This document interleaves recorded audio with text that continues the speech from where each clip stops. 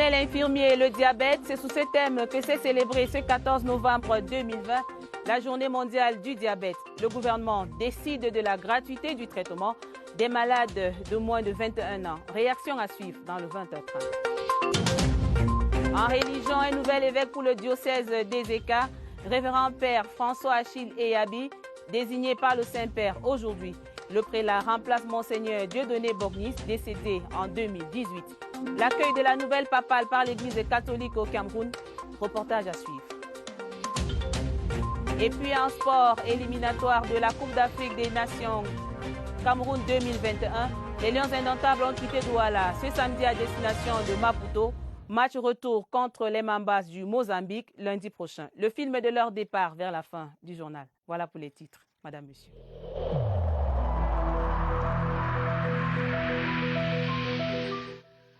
Le port du masque dans l'espace public restera obligatoire jusqu'à nouvel ordre.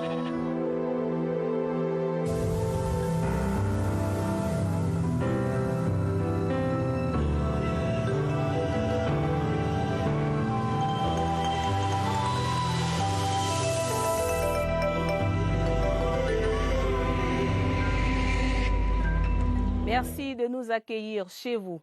Et cette bonne nouvelle en ouverture de cette édition, les malades du diabète âgés de moins de 21 ans pourront désormais bénéficier d'un traitement gratuit. L'information est du ministre de la Santé publique, le docteur Manaouda Malachi. Et les réactions ne sont pas faites attendre à l'hôpital central de Yaoundé où on commémorait ce samedi la journée mondiale du diabète. Les patients attendent déjà l'implémentation de cette décision. Joël Igor Abanda pour les détails. Bien que la nouvelle ne soit pas encore parvenue au plus grand nombre de personnes, les choses semblent s'arranger pour de nombreux diabétiques âgés de moins de 21 ans. Ici à l'hôpital central de Yaoundé, où on a commémoré la journée internationale du diabète, tous les patients sont réceptifs à cette information. Après avoir fait le test de dépistage, j'ai constaté que je suis atteinte du diabète. C'est une très bonne décision en fait. Cela pourrait vraiment m'aider. Les autres malades de diabète âgés de plus de 21 ans attendent aussi certaines facilités puisqu'ils estiment que le coût de leur traitement est quelque peu élevé. Celui qui vient sur ses deux pieds, on peut le mettre sous insuline qui coûte au centre 5650. Chez certaines personnes, l'insuline n'étant pas le médicament adapté à son état, les médecins savent quoi donner à qui. On est dans les 9500, 10 000, 15 000. Ici, au Centre national de diabète et d'hypertension de l'hôpital central de Yaoundé, on attend que ces facilités permettent à de nombreuses personnes souffrant de diabète de bénéficier des mêmes facilités. Mais il faudrait d'abord que tout le monde se fasse diagnostiquer pour connaître son statut à temps. 5% de taux de prévalence du diabète au Cameroun. On enregistre plus de victimes chez les patients d'au moins de 40 ans. Les spécialistes animaient hier à Yaoundé une conférence pour sensibiliser davantage les populations sur les dangers liés à cette pathologie. Étienne Pascal Azegue. Le contexte sanitaire mondial actuel impose des nouvelles attitudes aux patients diabétiques. Je suis plus casanière, reste plus à la maison maintenant. Et quand je sors, je suis toujours accompagnée. Je n'ai plus beaucoup de contact avec les gens.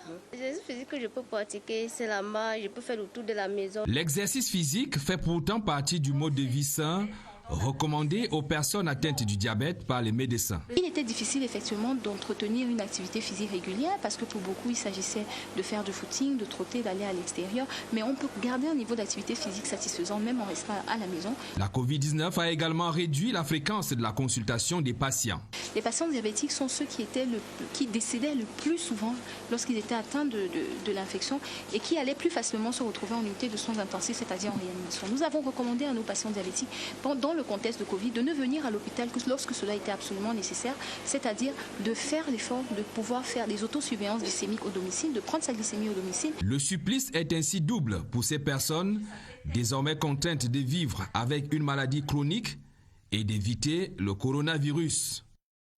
Le diabète est une cause majeure de cécité, d'AVC ou encore d'amputation des membres. Face aux dégâts sanitaires causés par cette maladie chronique, l'hôpital de district de Soa organisait ce samedi une campagne de sensibilisation des populations et de dépistage du diabète. D'autres précisions dans ce reportage de Laetitia Onana. L'hôpital de district de Soa n'a pas loupé le rendez-vous de ce 14 novembre, sacrée journée mondiale du diabète.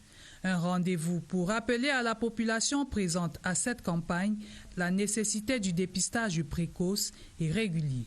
On ne doit pas attendre le 14 novembre pour se faire dépister, il faut le faire régulièrement. La glycémie, je pense que c'est le test médical le moins cher. Il coûte 500 francs sur la plus grande partie du territoire. Mais il faudrait quand même que les gens songent à checker leur glycémie une fois au moins tous les 3 à 6 mois. Les facteurs de risque de cette pathologie grave, tels l'obésité, la sédentarité ou encore une alimentation déséquilibrée, ont par la suite été évoqués lors des différentes prises de parole. C'est des situations qu'il faut commencer déjà à surveiller pour prévenir justement la survenue des maladies comme l'hypertension et le diabète. Le personnel médical attentif aux patients ce jour prend également en charge depuis plus d'1 an les personnes atteintes de diabète dans ce centre hospitalier. Autre volet de l'actualité, le Cameroun adhère à la révision des statuts du Centre régional africain d'administration du travail, convention signée hier vendredi entre le ministre du Travail et de la Sécurité sociale Grégoire Ona, par ailleurs président du conseil d'administration du CRADAT, et le ministre des Relations extérieures, le jeune Bela Bela. Cérémonie présidée en présence du doyen du corps diplomatique Paul-Patrick Bifot et des représentants des 18 États membres. William Badi pour les détails. Les représentants des 18 États membres du Centre régional africain d'administration du travail en abrégé CRADAT ont assisté à la cérémonie solennelle de signature de la convention portant révision des statuts du CRADAT. Nos textes que Monsieur le ministre du Travail et de la Sécurité sociale, président du conseil d'administration du CRADAT, vient de signer en exécution des pleins pouvoirs accordés par le chef de l'État, son Excellence Paul Biya, reste en parfaite harmonie avec les accords déjà conclus. En scène, le ministre Grégoire Ona du Travail et de la Sécurité sociale. Elle apporte une réponse concrète à un enjeu académique, l'actualisation de l'offre de formation en réponse aux attentes du monde du travail et en conformité avec les lois et règlements des États membres. Une cérémonie à laquelle prenait part le doyen du corps diplomatique Paul-Patrick Bifot, qui visait également à encourager les autres États membres à ratifier la dite convention afin d'accélérer son entrée en vigueur. Nous l'avons dit en titre, Madame, Messieurs, le diocèse des Eka a un nouvel évêque. La nouvelle du pape François a été annoncée aux fidèles catholiques par l'archevêque métropolitain de Douala, Monseigneur Samuel Cléda. Ce samedi, en la cathédrale Notre-Dame de Fatima des Eka, les chrétiens ont accueilli l'annonce avec joie et formulent déjà des attentes vis-à-vis de la poursuite de la pastorale. Augustin Guizana. La cathédrale Notre-Dame de Fatima et l'ensemble du diocèse des Eka, resté orphelin à la suite du décès de Monseigneur Dieudonné Bogmeis, a un nouvel évêque. Le décret papal est tombé à la satisfaction de l'administrateur diocésain. Nous avons attendu et avec la grâce de Dieu, nous avons eu notre nouveau pasteur. Et vraiment, c'est avec un cœur plein de joie et surtout d'allégresse que nous l'accueillons. Nous sommes très contents d'avoir l'évêque nouveau. La nouvelle était attendue au regard des défis qui interpellent l'Église catholique romaine à Ezeka. L'événement qui a ouvert l'intérim, la mort subite de notre père évêque, ça a été vraiment un choc pour nous tous. Et puis il fallait affronter le défi de l'organisation des obsèques. Après, le défi de la gestion du diocèse. La jeunesse est l'église de demain. Il faudra relever cette jeunesse. Le permanent dialogue entre le pasteur qu'il est et les chrétiens. Le diocèse des Eka, créé en 1993, voit nommer son 3e évêque. Révérend Père François Achille Yabi remplace Monseigneur Dieudonné Bogmeis, décédé en 2018. Et dans le domaine de la sécurité, fin de stage de renforcement des capacités opérationnelles des encadreurs de police centrafricains à l'école de police de Yaoundé. 15 policiers de la République centrafricaine ont reçu leur parchemin de fin de stage hier vendredi à l'école de police de Yaoundé. La cérémonie de remise de parchemin a été présidée par l'inspecteur général Jean-Marie Vogo, représentant du délégué général à la Sûreté nationale. Plus de détails dans ce reportage de Joël Igor à Banda. Ils sont 15 policiers centrafricains à recevoir ce vendredi 13 novembre 2020 leur diplôme de fin de formation à l'École nationale de police de Yaoundé. Ces policiers centrafricains ont eu droit à 10 modules de formation de 160 heures. L'inspecteur général Jean-Marie Mvogo, le représentant du délégué général à la sécurité nationale, invite alors ces nouveaux encadreurs de la police centrafricaine à mettre leur connaissance au service de la nation. Je vais commencer par remercier l'État camerounais qui nous a vraiment permis cette occasion de venir bénéficier de beaucoup de choses ici sur le sol camerounais. Nous avons tiré beaucoup de profits. Et nous savons qu'à notre retour au pays là-bas, on va faire la restitution et à notre niveau, nous serons aussi en mesure de recadrer aussi nos cadres qui sont encore là-bas, qui n'ont pas eu l'occasion de venir au Cameroun bénéficier de ce genre de formation. Ces capacités opérationnelles vont donc permettre à ces nouveaux encadreurs de la police centrafricaine de mieux former les éléments de la police, notamment à l'École nationale de police de Bangui. Cette autre formation rentre dans le cadre des échanges bilatéraux entre le Cameroun et la République centrafricaine. Autre chose à présent, le réseau des femmes entrepreneurs Nord-Sud à la recherche de nouvelles alternatives numériques. Le défi entend aider dans le développement du business en ces temps de pandémie du coronavirus. Échange par visioconférence avec leurs compères d'Afrique et d'Europe à ce sujet. C'était sous la houlette de Marie Brugo Ngobikes, présidente du réseau. Le bien fondé de cette synergie d'action entre femmes d'affaires avec Christelle Fouda. Promouvoir l'entrepreneuriat féminin dans un contexte de crise sanitaire, c'est la substance de cette rencontre par visioconférence. Issus de plusieurs pays et continents au premier rang desquels l'Afrique et l'Europe, les participantes ambitionnent faire usage de nouvelles plateformes à l'instar des réseaux sociaux pour développer leurs activités. Les thématiques abordées par cette formation peuvent bien aider les femmes à aller de l'avant vers la création, la promotion de leur entreprise. La présidente de l'association a exhorté ses compères à travailler main dans la main. Le produit que je veux mettre en place, quelle est la cible que je vise? Est-ce que je veux faire un produit de haut de gamme, bas de gamme, moyen de gamme? Quelles sont les habitudes des personnes de la cible que je vise? Recommandation, objet de l'engagement pris par chacune d'entre elles de mettre en pratique les enseignements et notions reçus au cours de cette rencontre virtuelle.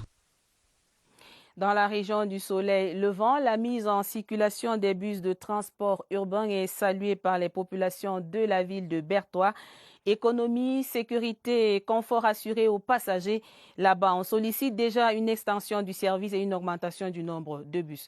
Les détails dans ce reportage de Denis Amand de CRTV Est. Sur l'axe Bonis-Mandjou. Depuis l'arrivée des bus de transport urbain, les populations se sentent plus en sécurité. C'est pas évident de quitter du centre-ville pour se retrouver à Mandjou. Financièrement, vu qu'on se débrouille, ça allège déjà le coût. Parce qu'avant, on dépensait par jour 600, souvent quand tu es pressé, et puis on était serré dans les taxis. Bonis-Mandjou, à 200 francs seulement, un confort et une sécurité assurée. À Bertois, les distances étaient très longues. Il fallait voir comment, n'est-ce pas, réduire les dépenses au sein des familles. Avec la réhabilitation de la voirie urbaine à Bertois, les pouvoirs publics ne comptent pas s'arrêter en si bon chemin. Si je me fie aux nombreux témoignages de satisfaction qui me parviennent des populations, je peux dire sans risque de me tromper que dans quelques semaines, effectivement, le projet va avoir de nouveaux bus et de nouvelles lignes seront prévues. La capitale régionale de l'Est, une ville qui gagne plusieurs paris, au-delà du pari de la réhabilitation de sa voirie qui est gagnée, voici le pari de la mobilité en toute sécurité qui est remporté. Toujours dans le domaine du transport routier, à Maroua, dans la région de l'extrême nord, la circulation des camions perturbe la quiétude des populations. Depuis l'effondrement du pont de Palar, le passage des gros porteurs impacte le quotidien des habitants.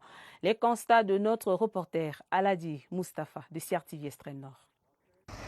Tous les soirs à 20h, la circulation reste dominée par ces gros porteurs à Maroua.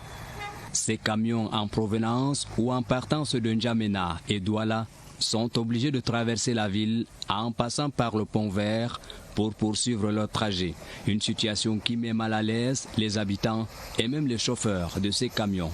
Nous avons des problèmes de respiration, nous avons des problèmes de poussière. À partir de 20h, personne ne peut rester dehors parce qu'il y a la poussière, il y a le bruit des camions. C'est pas facile. Le contournement nous perd un peu du temps. À l'origine de cet intense trafic les soirs à Maroua, l'effondrement du pont de Palar sur la nationale numéro 1 le 31 août dernier. La circulation est interrompue sur cette route et les travaux de construction du radier annoncés par les autorités n'ont toujours pas démarré. Même les activités de l'autre côté sont il n'y a plus, ça ne marche pas parce qu'il faut contourner, traverser la ville. Depuis que le pont là est coupé là, c'est pas facile pour nous pour traverser. Il y a vraiment des risques. Les populations attendent donc avec impatience la construction de ce radier. Un clin d'œil à présent à l'enseignement supérieur pour parler du concours d'agrégation CAMES 2020.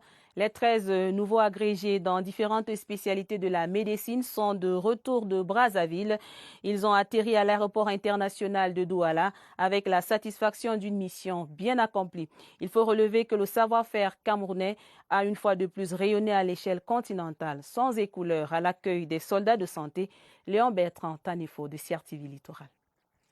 Les 13 nouveaux agrégés dans différentes spécialités de la médecine de retour du concours CAMES 2020 à Brazzaville n'ont cessé de rendre par leur cohésion et leur enthousiasme le fruit des bons soins et de l'encadrement des pouvoirs publics. Et les lauriers et spécialités de la délégation camerounaise forcent respect et admiration. Dans cette cuvée, nous allons retrouver de nombreuses spécificités, parmi lesquelles une anglophone qui est agrégée du CAMES. La deuxième, c'est de retrouver un militaire qui est agrégé. Nous avons un informaticien médical qui est agrégé, et c'est le premier en Afrique centrale. 2 filles d'une même maman sont agrégées dans cette cuvée. Un retour au pays natal, source de joie chez les collègues et dans les familles. Ils ont porté haut l'étendard du Cameroun à Brazzaville au Congo. Et très sélectif le concours a été, mais très dupé les Camerounais l'ont également été. Une fierté nationale légitime, synonyme de soins excellents dans nos structures hospitalières et de transfert admirable des connaissances. Madame, Monsieur, merci de rester sur la CRTV. Vous suivez le 20h30. Dans le livre de la semaine, on s'interroge sur comment sortir de l'ornière de l'amateurisme dans le show business au Cameroun. 2 auteurs en donnent les clés dans un ouvrage commun édité par l'Harmattan. Aimé Bizot et Marie-Anne Clerget viennent de publier « Spectacle vivant au Cameroun, de la production à l'organisation d'une tournée ». C'est un guide de bonne pratique feuilleté par notre reporter Serge Pout. On est toujours admiratif des artistes qui déploient le grand art avec facilité. Et pourtant, derrière ces belles scènes de musique vivante, de théâtre et autres arts figuratifs, il y a un préalable, celui de la préparation, de l'organisation rationnelle et celui d'une mêlée de compétences. C'est cette fenêtre qu'ouvrent d'un même élan Aimé Bizot et Marie-Anne Clerget en publiant à 2 mains aux éditions L'Harmattan Spectacle vivant au Cameroun, de la production à l'organisation d'une tournée. Dans ces pages abondantes, les 2 auteurs brossent un état des lieux de l'existant, un milieu où le réflexe le plus partagé est celui de l'informel, en toute ignorance de cause et au petit bonheur la chance. Aimé Bizot et Marie-Anne Clerget baladent le lecteur sur les prairies idéales d'un show business qui fait chorus avec le professionnalisme. Une préoccupation du reste placée au rang des priorités de l'heure par le ministre des Arts et de la Culture. Attendu de ce renouveau, dans le milieu des affaires, une montée en gamme de la profitabilité.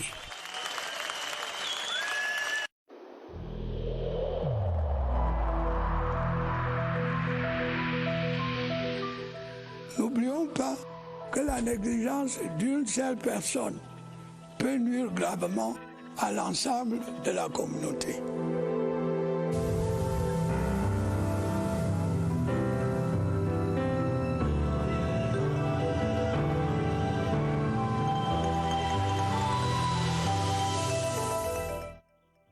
Dans la suite du journal, lutte contre le coronavirus, début ce samedi du 4e tour des régions pour les nouvelles de la riposte nationale. Dans la région du centre, le personnel médical déplore le relâchement des mesures barrières. Retrouvons notre reporter au centre des opérations des urgences de santé publique. Bonsoir, Évariste Yenga. Bonsoir, nous n'en sommes pas déjà là, le cas d'une reprise de la pandémie du coronavirus Covid-19 au Cameroun, mais les autorités sanitaires continuent de sonner l'alarme. On l'a entendu il y a quelques jours, le ministre de la Santé publique montait au créneau pour rappeler la nécessité de l'observance continue et perpétuelle des mesures barrières, le lavage des mains, le port du masque, la distanciation sociale, les choses que l'on voit de moins en moins, évidemment, même dans la région du centre où nous sommes en ce moment. Le constat est fait et il est d'autant criard dans les établissements scolaires, les universités, les lieux publics, les lieux de loisirs et puis même dans le cadre de l'organisation des manifestations privées. On n'observe plus de distanciation sociale, on ne porte plus de masque, ce qui est un regret. Ce sont des mesures conservatrices. Même si le Cameroun se situe à un stade de maîtrise de la pandémie du coronavirus en interne, mais de l'extérieur, il y a la menace qui reste perpétuelle puisqu'il y a des entrées dans le pays, des personnalités qui reviennent de l'extérieur, des usagers qui reviennent d'autres pays et qui sont susceptibles de pouvoir transporter le virus, de l'importer et nous ramener à la situation de mars dernier. C'est ce que voudrait regretter le ministre de la Santé publique, le délégué régional de la Santé publique pour la région du centre et tous les personnels de cette région qui sont toujours à pied d'œuvre pour essayer de ramener les populations aux bonnes vieilles mœurs. Il faut observer les mesures barrières. Cela peut paraître un peu difficile pour certains, mais il faut bien s'y faire pour préserver la vie. À vous le plateau. Merci Évariste Eyenga pour ces détails et très belle fin de soirée à vous. Dans la suite du 20h30, 3 années que ça dure, c'est la durée de la construction du complexe multisport et loisirs de la Mutuelle nationale des personnels de la direction des impôts. L'infrastructure a été inaugurée ce samedi à Ntoum, près de l'aéroport de Yaoundé-Simalène. La cérémonie était présidée par Luipol Motazé, le ministre des Finances. Le compte rendu de notre reporter Évariste Eyenga. Entrée en fonction officielle, en 2 actes, du complexe de sport et de loisirs. D'abord cette remise de la clé au ministre des Finances, Luipol Motazé, puis la coupure du ruban. La visite guidée est un instant découverte des stades de football, des 5 cours de tennis, du terrain de basketball, de volleyball, de l'hôtel et des piscines, entre autres. Le lourd investissement des fiscalistes est un retour de prélèvement. Nous félicitons vraiment ce travail qui a été fait.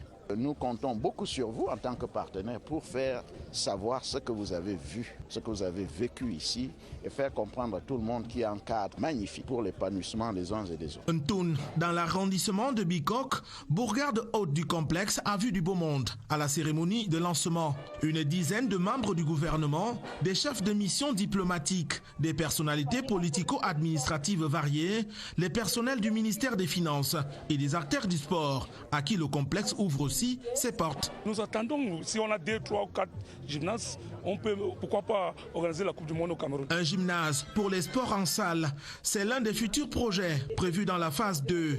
Des félicitations à n'en plus finir à tous les personnels de la mutuelle, de la Direction générale des impôts, pour leur réalisation hors du commun. Et les Lions indomptables du Cameroun ont quitté Douala ce samedi 14 novembre 2020 à destination de Maputo au Mozambique. Vous le voyez en image, madame, monsieur. Ils vont affronter lundi prochain les Mambas pour le compte de la 4e journée des éliminatoires de la CAN Cameroun 2021. Avant leur départ, ils ont effectué leur dernière séance d'entraînement dans une ambiance conviviale. Les coéquipiers de Vincent Aboubakar ont été approchés par quelques fans et leurs proches. Au passage, ils ont accompli un geste de soutien à l'endroit des personnes vivant avec un handicap venus leur témoigner leur soutien.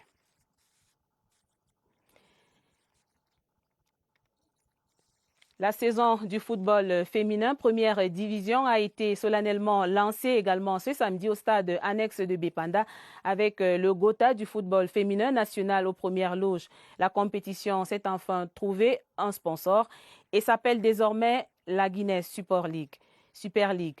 Pour l'occasion, c'est le Caïman FC qui a disposé du Canan FC sur un score de 6 buts à 3. Gaël Moudio, dédié de CRTV Littoral.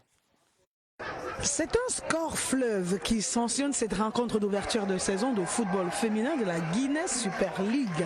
Canon Football Filles de Yaoundé, battu par le Caïman Football Filles de Douala, avait pourtant ouvert le score sur cette action personnelle de Raissa Nanga à la 13e minute. Emilienne Endale va égaliser à la 30e sur penalty avant que le Caïman ne prenne l'avantage à la 33e par Niaké. Les Caïmantoises vont faire la course en tête jusqu'à la fin du match. Le Caïman a un objectif à atteindre cette année qui est de remporter le championnat.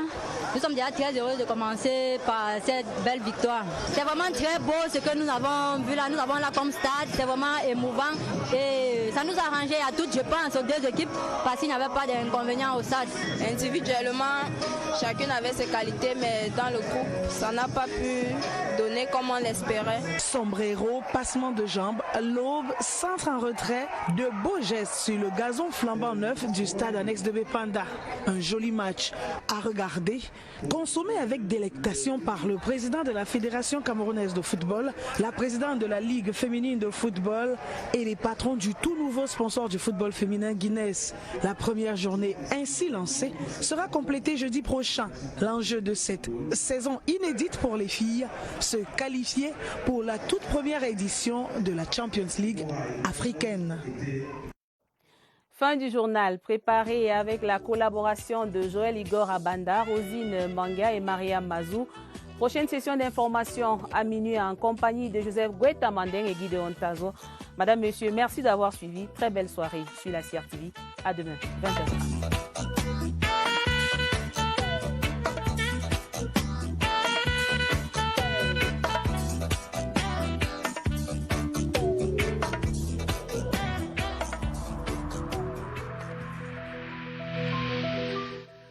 Il est essentiel que les mesures qui ont été indiquées soient absolument respectées par chacun de nous. Lavez-vous régulièrement les mains à l'eau et au savon ou à l'aide d'un gel hydroalcoolique. Restez à au moins 1 mètre de distance des autres personnes, surtout si elles toussent, éternuent ou ont de la fièvre. Si vous avez de la fièvre, de la toux ou des difficultés à respirer, consultez un médecin.